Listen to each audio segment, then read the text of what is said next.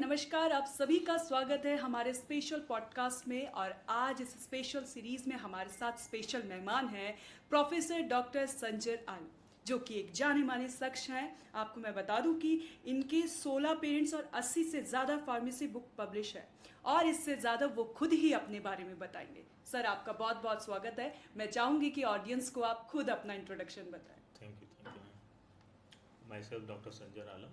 Presently, I am working as principal in Arvind Norton Institute of Pharmacy, Greater Noida, and I am working as a chief mentor of Biotonic Pharmaceutical Private Limited, which is a CRO, preclinical CRO, working on the various pharmacological in vitro activity that will be discussed later on इस पूरे section में। Sir, मैं आपसे ये पूछना चाहूँगी कि जैसे कि आप फार्मेसी एजुकेशन में रिसर्च का रोल निभाते हैं, तो इसमें आपका स्पेशलाइजेशन क्या है? मेरा स्पेशलाइजेशन है फार्मास्यूटिक्स, जिससे मैंने एम.फॉर्म एंड पीएचडी किया है। उसके अंदर जो स्पेशलाइजेशन की बात करते हैं तो मेरा फोकस रहा है nose to brain targeting and nano technology. Okay.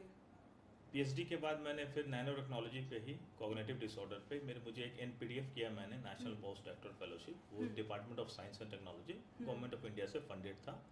और उसको करने के बाद उस पर मेरे 3 पेटेंट्स हैं और 2-3 रिसर्च पेपर हैं जो कि इंटरनेशनल जर्नल में सब पब्लिश्ड हैं।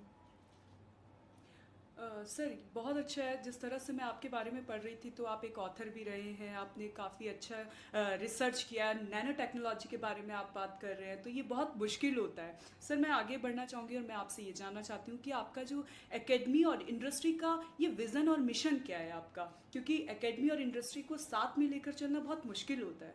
आपका क्या विज़न है? एग्जैक्टली, आपने एकदम सही सवाल बोल पूछा।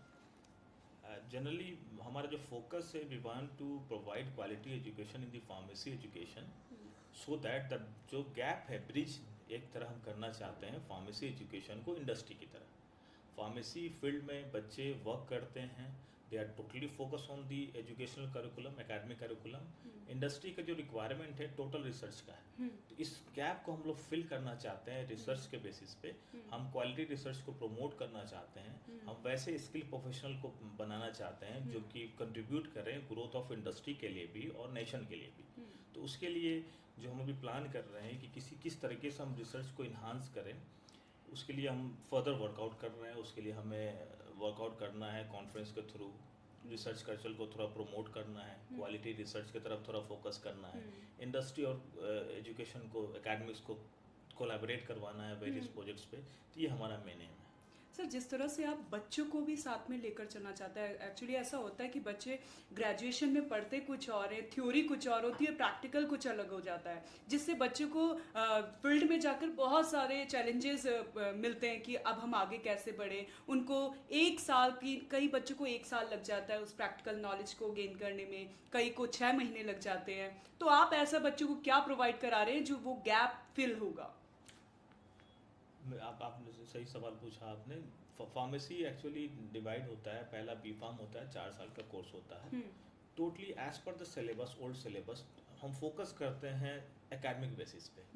जो हमारा रिसर्च होता है वो स्टार्ट होता है एम फार्म से, जिसको हम मास्टर ऑफ फार्मेसी बोलते हैं। उसमें स्पेशलाइजेशन है, फार्मास्यूटिक्स है, फार्माकोलॉजी है, मेडिसिनल केमिस्ट्री है, फार्माकोग्नोजी है, फार्मेसी प्रैक्टिस है, बायोटेक्नोलॉजी है, फार्मास्यूटिकल एनालिसिस है। सो इंडस्ट्री का जो रिक्वायरमेंट है वो हमारे मास्टर्स के बच्चे ही फुलफिल कर सकते हैं। Bachelor is totally focused on the academic curriculum. उसके लिए क्या होता है, सेकेंड ईयर में, एम फॉर्म सेकेंड ईयर में एक रिसर्च प्रोजेक्ट्स होते हैं पूरे साल भर के लिए। Now in most of the colleges बच्चे कॉलेज से ही करते हैं रिसर्च प्रोजेक्ट को, so that goes in a very slow process, slow progress होता है। हम फोकस करना चाहते हैं इंस्टीट्यूट हमेशा हर इंडस्ट्री के साथ कोलैबोरेट करे और कोशिश करे कि जितने भी बच्चे जो एम फॉर्म सेकेंड ईयर में हैं वो इंडस्ट्रीज के पॉइंट ऑफ व्यू से अपने रिसर्च प्रोजेक्ट को प्लान करें, उसको वर्कआउट करें, अगर नहीं तो इंडस्ट्री में जाकर प्रोजेक्ट करें। तो जो गैप है आपका रिसर्च रिक्वायरमेंट का इंडस्ट्री के थ्रू, वो फुलफिल हो जाए। तो इस पे वर्कआउट करना हम सब फार्मेसी प्रोफेशनल्स को, तब जाके हम रिसर्च को एकेडमिक कॉलेज से कोलैबोरेट कर सकते हैं। नाइस सर, ये जो गैप है बच्चों के लिए बहुत मुश्किल साबित होता है सर। तो ये आपकी बहुत अच्छी जो आपका मिशन चल रहा है ये बहुत ही अच्छा है सर। एक मेरा ये प्रश्न है, जिस तरह से अभी हमारी कॉन्फ्रेंस है आ रही है, उसमें हमारी जो थीम है वो है artificial intelligence in the future of pharma, bridging academia industry imperatives. आपको इसमें सबसे इम्पॉर्टेंट क्या नज़र आ रहा है? Use of artificial intelligence in health care, ये ट्रांसफॉर्म कर रहा है जो रिक्वायरमेंट है। दूसरी चीज़, एआई के हेल्प से हम जितने भी डेटा साइंस है, डेटा साइंस ड्रिवन जो टेक्नोलॉजी है, उसकी जो टीडीएस प्रोसेस है जो हम वर्कआउट कर रहे हैं, इसके हेल्प से हम उसको नलीफाई कर सकते हैं। तीसरी चीज़, एआई अब हमारा फ्यूचर है, उसके हेल्प से जो भी हमारा टाइम कंज्यूमिंग है उसको हम मिनिमाइज कर सकते हैं।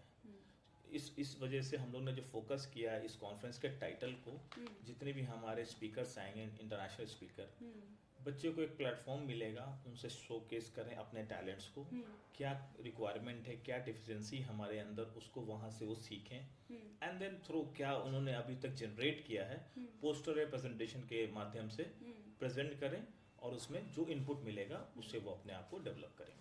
सर एक छोटा सा क्वेश्चन है, जैसा आप बता रहे हैं कि आर्टिफिशियल इंटेलिजेंस जो कि आपके फार्मेसी रिसर्च में एक मदद का रोल निभाएगी, एक अपॉर्चुनिटी के तौर पे आपका रोल निभाएगी, लेकिन कई लोगों में ये डर भी है कि जॉब चले जाएगी। क्या आपको भी ऐसा लगता है? मैडम एज सच कोई जॉब जाने की कोई कंटेक्स्ट नहीं है। अगर हम उस 15 बच्चे का रिक्वायरमेंट है, अगर मैं किसी पे वर्कआउट कर रहा है किसी भी प्रोजेक्ट्स पे, चाहे वो ड्रग डिस्कवरी का हो, चाहे वो डेटा मैनेजमेंट का हो, एआई क्या करता है, टीडीएस प्रोसेस को मिनिमाइज करता है। जो काम करने में हमें 15 दिन लगता था, आज भी हम करते हैं। ऐसा नहीं है कि एआई लास्ट 10 साल में आया है, इंडिया में आया है, अभी आया है, उससे पहले भी काम होता है। हम कभी भी कुछ काम करते थे, हम इन सिलिको स्टडी करते थे, उसमें हम जितने भी सॉफ्टवेयर हैं एआई के यूज करते थे। तो जैसे फॉर एग्जांपल हमारे पास 15 ड्रग है, 15 ड्रग को मुझे मार्क करना है कि कौन सी इफिशिएंसी, किसकी क्वालिटी अच्छी है। तो start from the pre formulation study, physical characterisation, हम उसका डेवलपमेंट करते थे, देन उसकी एक्टिविटी करते थे। It's a tedious process, it takes more time. AI की हेल्प से क्या करते हैं हम, वेरियस सॉफ्टवेयर से हम क्या करते हैं, उस 15 के 15 ड्रग को एक साथ सॉफ्टवेयर में पुटअप करके उसकी जितनी प्रोफाइल है सबको फीड करते हैं, और एआई खुद ब खुद सैमुलेट करके हमें फाइनल रिजल्ट देता है कि हम 15 में या हम दोनों में सबसे बेस्ट कौन है। तो ये जो टाइम कंज्यूमिंग था 15 को करने में, उसने क्या किया, टॉप 3 को, टॉप 4 को, टॉप 2 बता दिया कि इन दोनों पे अगर आप वर्कआउट करेंगे तो that will be highly fruitful. तो 15 के बजाय हम 2 पे काम करेंगे एंड उसको देन आगे हम लेके चलेंगे, देन उस पर हम फार्मास्यूटिकल एक्टिविटी करेंगे। ये प्रोसेस बताए, करने वाले तो हम ही हैं, मशीन तो करेगी नहीं। फॉर्मुलेशन मुझे ही बनाना है, इनोट्रो एक्टिविटी मुझे करनी है, एनिमल को डोजिंग हम मुझे करनी। बस यही है कि एआई का हेल्प लेंगे।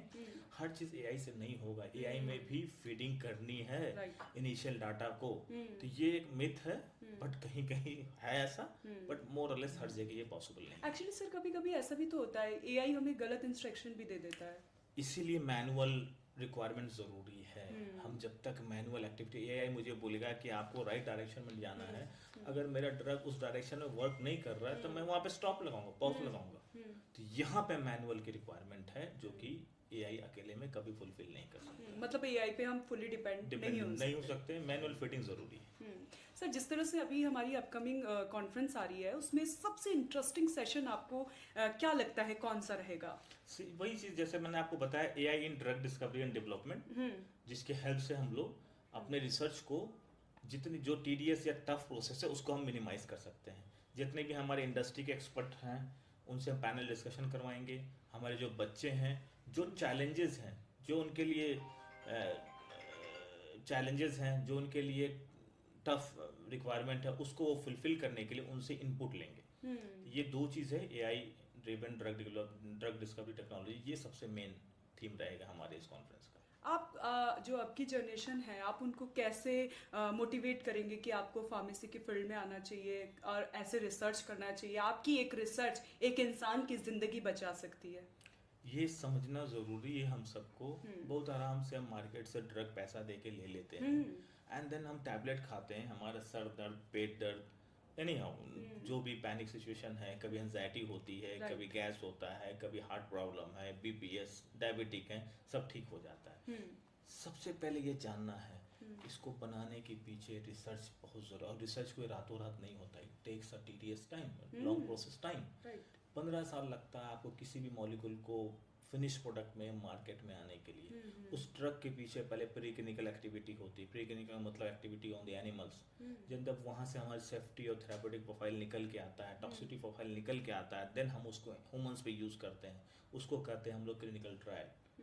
क्लिनिकल ट्रायल के बहुत सारे फेज होते हैं, फेज 0 से लेके फेज 4 होते हैं, and it takes time from the small group to the long group to the groups on geriatric, groups on many things, disease patient, normal patients.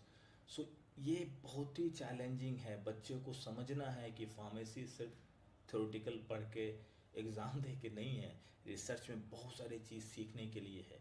और जब समझेंगे हम कि कैसे ब्रॉड फॉर्म में फार्मेसी को डिवाइड किया गया है, start from the pre formulation, then उसका फॉर्मुलेशन फार्मास्यूटिक्स वाले बनाते हैं, उसकी सिंथेसिस केमिस्ट्री वाले करते हैं, हर्बल ड्रग को फार्माकोग्नोसी वाले बनाते हैं, और फार्माकोलॉजी वाले एट द एंड वो उस पर फार्माकोलॉजिकल एक्टिविटी करते हैं, फार्माकोकाइनेटिक एक्टिविटी करते हैं, फार्माकोडायनामिक एक्टिविटी करते हैं। तो ये जब बच्चे समझेंगे तब हमें खुद इंटरेस्ट होगा कि ड्रग सिर्फ पैक करने से नहीं आ जाती हैं 10 स्टेप्स में। ड्रग के पीछे लॉजिक है, उसके पीछे रिसर्च है, उसके पीछे टाइम कंज्यूमिंग है, उसके पीछे रिसर्च मेथोडोलॉजी प्लान किया गया है, हाइपोथेसिस प्लान किया गया, देन उसको एग्जीक्यूट किया गया, कैरेक्टराइज किया गया एक्टिविटी, तब जाके वो मार्केट में आता है।